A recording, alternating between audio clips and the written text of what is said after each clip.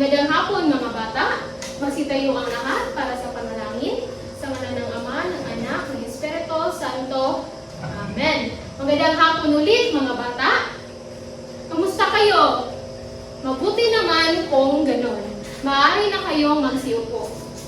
At ngayon ay i-check ko ang inyong attendance. At sasabihin nyo lamang na narito po kapag tinawag ko ang inyong pangalan. Amoncio Analea, Abinido J.Ann, Castulo Giselle. Mabuti naman at walang lumiban sa klase ngayong araw. At bago tayo dumako sa ating aralin ay tatanungin ko muna kayo kung naalala niyo pa ba ang aralin na ating tinalakay kahapon. Ano nga ba ang tinalakay natin kahapon mga bata? Yes, Julia? Tama. Ang tinalakay natin kahapon ay tungkol sa bugtong. At ang bugtong ay isang pangungusap o na may doble o kahulugan na nakatagong kahulugan na siyang nalulutas bilang isang pangungusap. Naintindihan niyo ba kung ano ang bugtong mga bata? Tama, may isa akong halimbawa ng bugtong. Halimbawa ay, kung kailan pa namatay ay siya pang humaba ang buhay. Ano ito? Yes, Justin? Tama, ito ay kandila. Batid ko na naintindihan na ninyo kung ano ang tinalakay natin kahapon. May mga katanungan pa ba kayo tungkol sa ating tinalakay kahapon mga bata? Wala na. Mabuti naman kung ganun na naintindihan nyo kung ano ang tinalakay natin kahapon. Ngayon naman, bago natin simulan ang aralin natin ngayon ay babasahin muna natin ang layunin ng ating aralin sa araw na ito.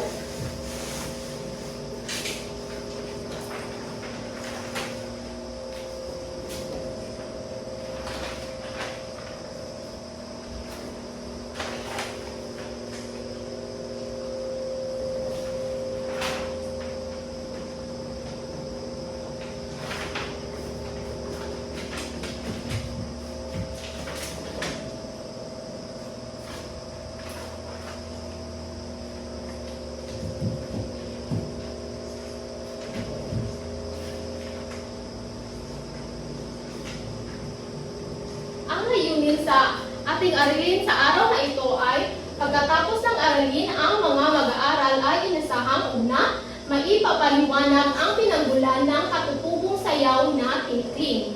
Pangalawa ay maipapakita ang wastong galaw at ritmo ng sayaw na tinikling. At panghuli o pangatlo ay mapapahalagahan ang sayaw na tinikling bilang bahagi ng kulturang Pilipino. Ngayon, mga bata, ay may ipapakita ako sa inyo ng mga larawan. Batay sa mga larawan na ito, ano ang naisip ninyo na nakikita sa mga larawan na ito? Yes? J.Ann?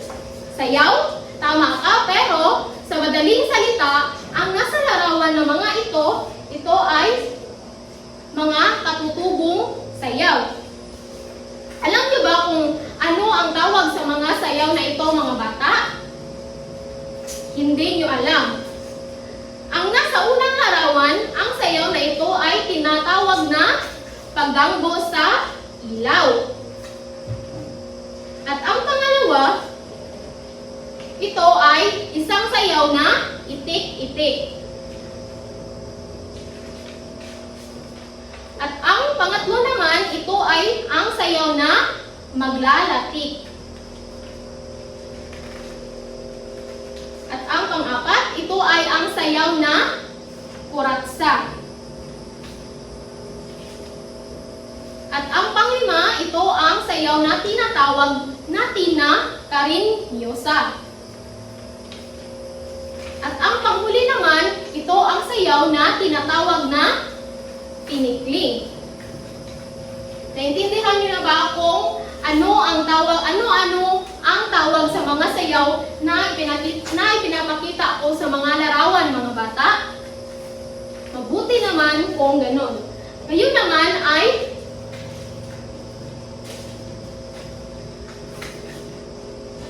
tatanungin ko kayo kung bakit nga ba mahalaga ang katutubong sayaw sa kulturang Pilipino. Yes, Julia? Tama, Julia. Ang katutubong sayaw ay mahalaga sa kulturang Pilipino dahil ito ang nagsisilbing buhay na dokumento ng ating kasaysayan at tradisyon.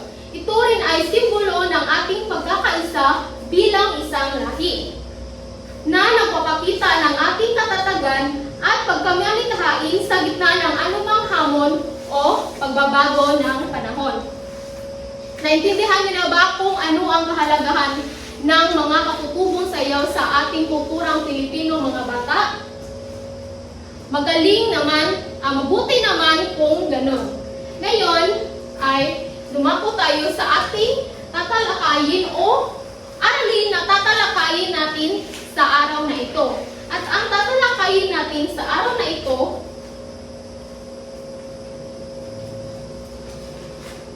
ay tungkol sa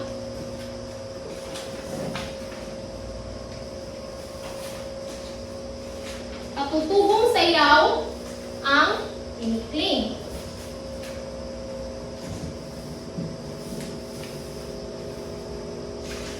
Alam niyo ba, mga bata, na bagamat may iba't ibang opinyon ang mga Pilipino na ang madalas na itinuturing na pambansang katutubong sayaw ng Pilipinas ay ang tinikling?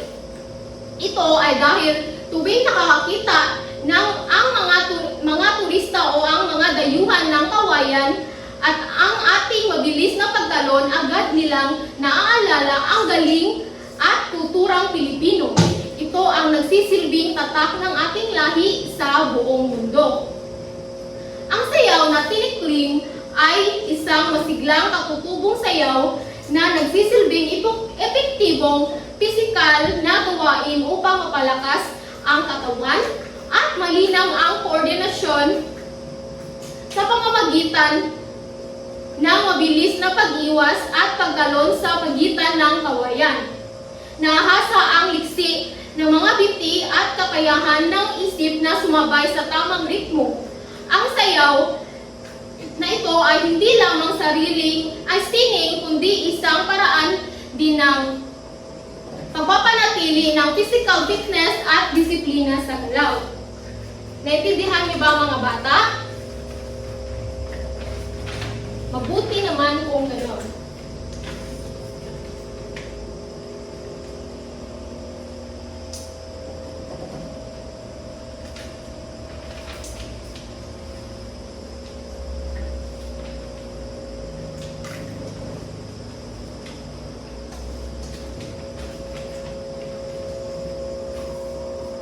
Alam niyo ba na ang tinikling ay nagmula sa lalawigan ng Leyte at hango sa maliliksing galaw ng ibong tikling, habang ito ay maingat na lumalakad sa mga damuhan at umiiwas sa mga patibong ng mga magsasaka sa palayan. Ang bawat hakbang sa sayaw ay nagsisilbing simbolo ng katatagan at diskarte ng mga Pilipino sa pagharap ng mga pagsubok sa kanilang buhay. Ang ganda ng sayaw na ito ay nakasalalay sa diwa ng bayanihan, kung saan ang maayos na koordinasyon sa pagitan ng mga mananayaw at ng mga tagahampas ng kawayan ay mahalaga upang makabuo ng isang masining na pagtatanghal. Narito naman ang pamamaraan sa sayaw na tinikling.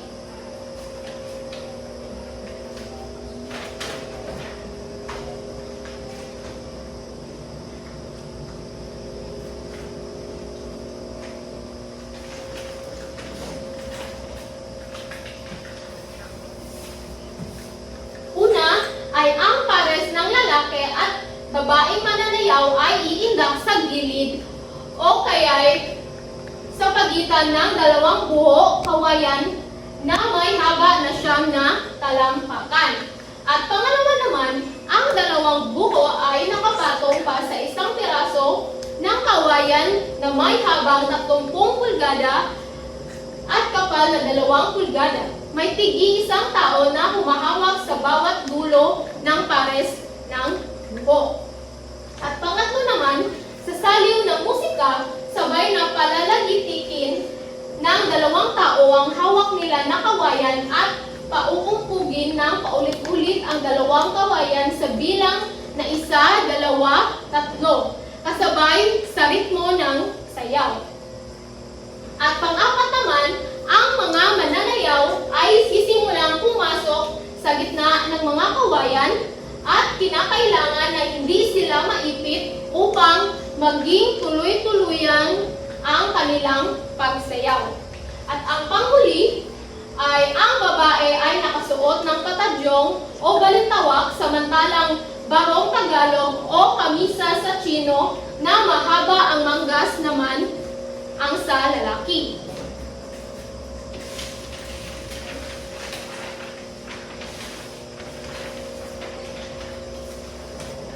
Ngayon naman, dumako tayo sa mga kasanayang pansayaw ng tinikling.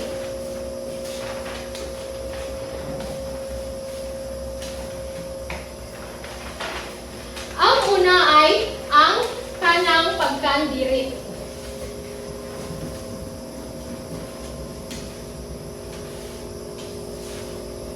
Ang kanang pagkandirit ay ang pagkandirit ng kanang paa sa labas ng kawayan. Nakakumintang ang isang kamay ng babae at ang isang kamay naman nakahawak sa saya. Ang lalaki naman ay nakahawak sa kanyang baywang. At pangalawa ay ang kaliwang pagkandirit. Ang pagkandirit ng kaliwang paa sa labas ng kawayan, nakakumintang ang isang kamay ng babae at ang isang kamay naman ay nakahawak sa saya at ang lalaki naman ay nasa baywang ang kanyang kamay.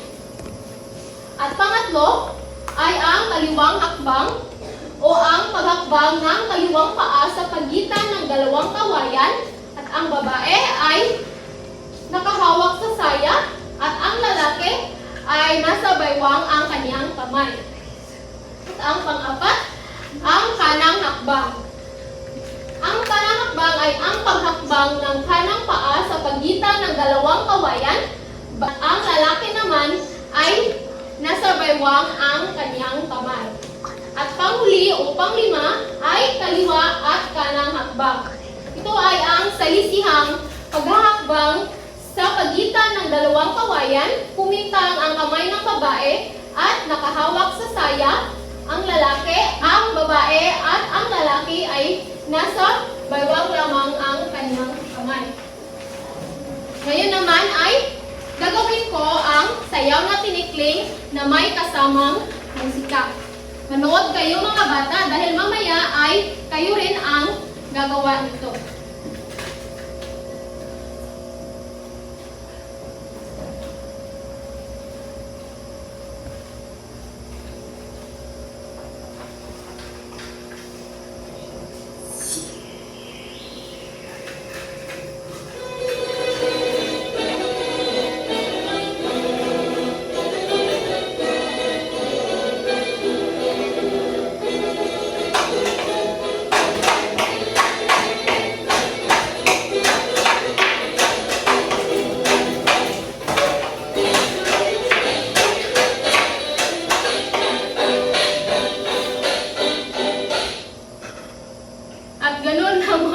Ang pagsayaw ng tinikling mga bata.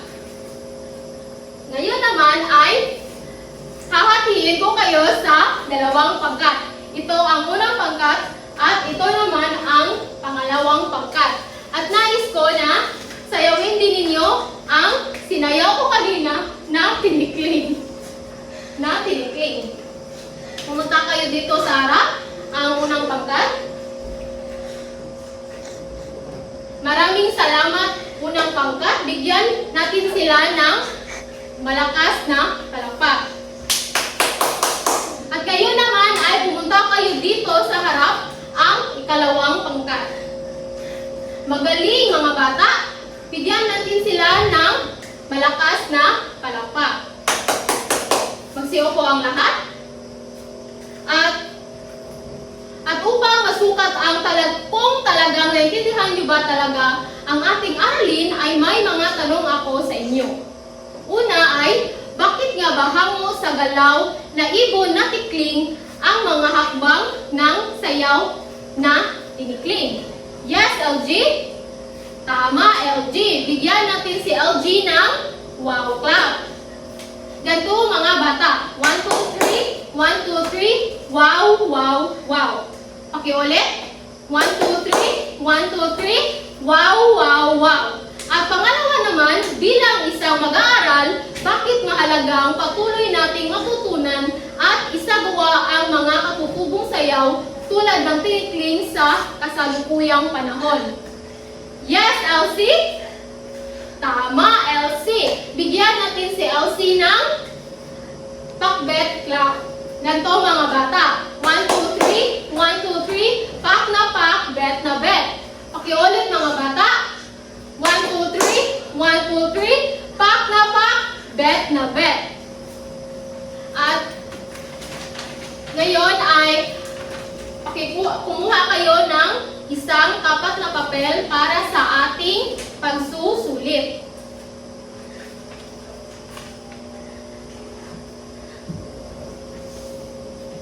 At ang panuto ay sagutin ng T kung ang isinasaad ng pangungusap ay tama at M kung ito ay mali. Isulat ang inyong sagot sa inyong papel.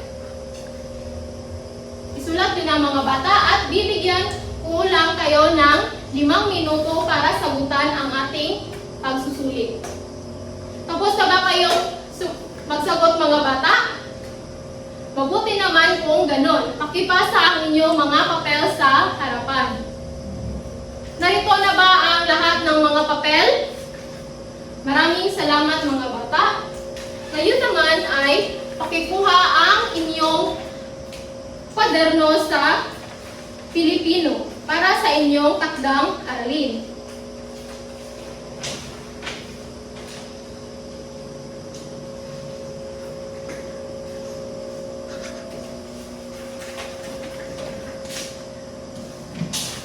Ang panuto ay magsaliksik o maghanap ng ibang katutubong sayaw sa Pilipinas at isulat ang pinagmulan o kahalagahan at pagkakaiba nito sa tinikling. Pakisulat ito mga bata at bibigyan ko lamang kayo ng 2 minuto. Tapos na ba itong maisulat mga bata? Magaling! Ngayon naman ay batid ko na may natutunan kayo sa ating aralin ngayong araw. Magsitayo ang lahat para sa panalangin. Sa ngalan ng Ama, ng Anak, ng Espiritu Santo. Amen. Paalam mga bata. Mag-ingat kayo sa inyong pag-uwi.